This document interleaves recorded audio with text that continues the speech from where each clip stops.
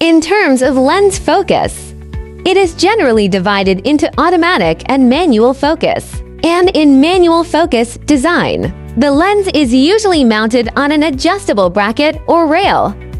This allows the user to modify the distance between the lens and the sensor by rotating or moving, enabling precise focus control. The focusing mechanism must be very precise, and thin threads are generally used to provide higher focusing accuracy.